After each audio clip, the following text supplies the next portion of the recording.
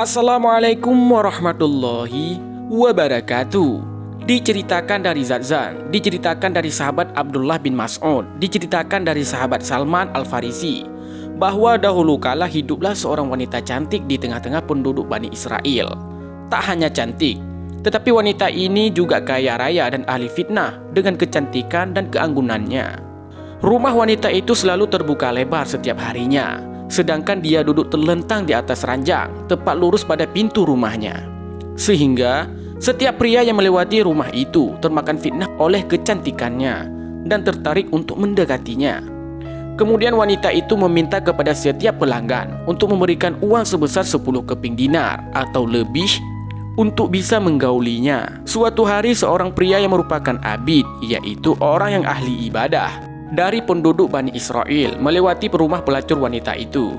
Tanpa sengaja dia melihat rumah yang terbuka, dan di dalamnya duduk seorang wanita cantik jelita. Hati pria itu pun hanyut oleh kecantikan wanita itu. Rasa ingin menggauli wanita itu.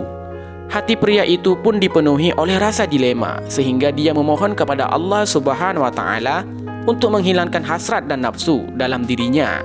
Namun keinginan nafsunya tak kunjung hilang, bahkan semakin menjadi-jadi. Akalnya pun terkalahkan oleh keinginan nafsu yang semakin membakar hati. Untuk memenuhi hasrat nafsunya, pria itu pun akhirnya menjual kain tenun dan mengumpulkan uang sedikit demi sedikit hingga sampai beberapa keping dinar sesuai yang dibutuhkan. Pria itu pun mendatangi wanita pelacur tersebut dan dia meminta kepada pria itu untuk menyerahkan uangnya kepada perwakilan wanita itu. Pria itu pun diminta untuk memasuki sebuah ruang khusus yang telah disediakan. Di sana, wanita itu berhias dengan cantiknya dan duduk di atas ranjang. Pria itu pun segera mendekatinya dan duduk di samping wanita cantik itu di atas ranjang.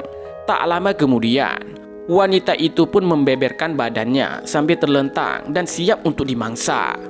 Namun, atas rahmat Allah Subhanahu wa Ta'ala dan berkat rutinitas ibadah yang ia lakukan, hati pria itu pun membisikkan hal lain. Sesungguhnya Allah Subhanahu wa Ta'ala melihatku, sedangkan aku melakukan perkara haram. Leburlah semua amalku.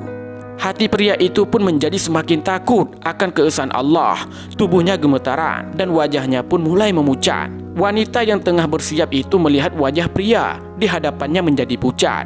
Dia pun bertanya kepada sang pria, "Apa yang sedang terjadi kepadamu?" Pria yang ketakutan itu pun menjawab, "Sesungguhnya aku takut kepada Allah Subhanahu wa Ta'ala, Tuhanku, maka izinkanlah aku untuk keluar." Wanita cantik itu pun berkata, "Sesungguhnya kebanyakan orang akan menginginkan apa yang telah mereka dapatkan, maka kerjakan apa yang sekarang ada padamu."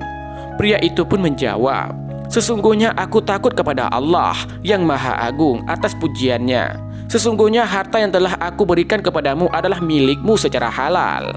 Kemudian wanita cantik itu bertanya, "Apakah kamu belum pernah melakukan ini, yaitu zina?" Sekalipun pria itu pun menjawab, "Tidak." Wanita itu pun bertanya untuk terakhir kalinya, "Dari mana asalmu?" Pria itu pun memberitahu nama dan tempat tinggalnya kepada wanita itu sebelum dia pergi meninggalkannya. Dan selama dia pergi meninggalkan wanita itu, dia bergumam dengan sendirinya, "Celaka dan kerusakan," sembari meneteskan air mata. Rupanya setelah kejadian itu, wanita cantik itu pun terketuk hatinya atas rahmat Allah Subhanahu wa Ta'ala dan berkat pria itu. Perasaan takut kepada Tuhan pun semakin bermunculan dalam hatinya, sampai-sampai dia berkata kepada diri sendiri, orang itu telah melakukan awal perbuatan dosa, namun hatinya telah dimasuki oleh ketakutan pada Tuhannya. Sedangkan aku telah melakukan perbuatan dosa selama sekian tahun, dan Tuhan yang dia takuti adalah Tuhanku, maka seharusnya ketakutanku lebih besar daripada ketakutannya. Saat itu pula, wanita itu pun semakin sadar dan semakin takut kepada Allah Subhanahu wa Ta'ala.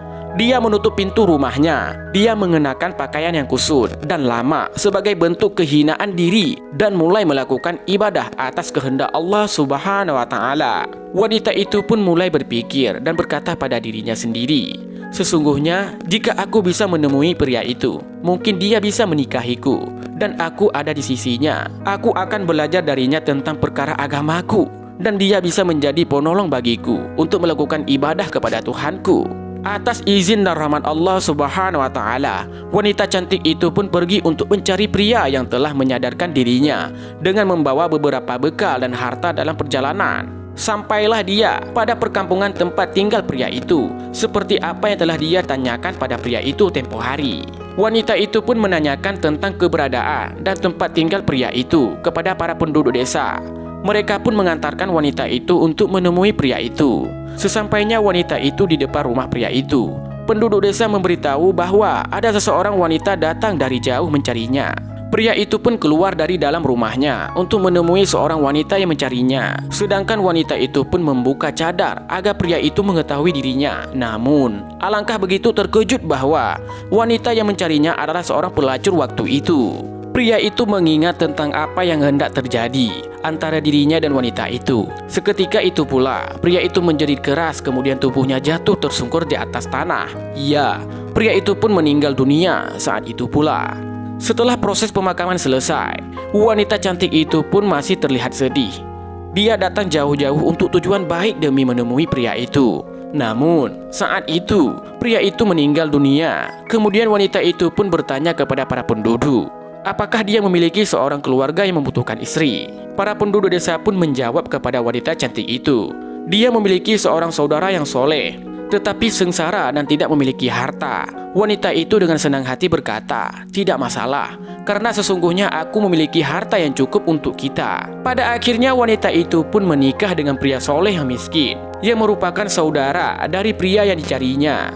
Dari pernikahan keduanya, Allah Subhanahu wa Ta'ala mengaruniai 7 keturunan, yang mana 7 keturunan mereka merupakan nabi pada masa Bani Israel.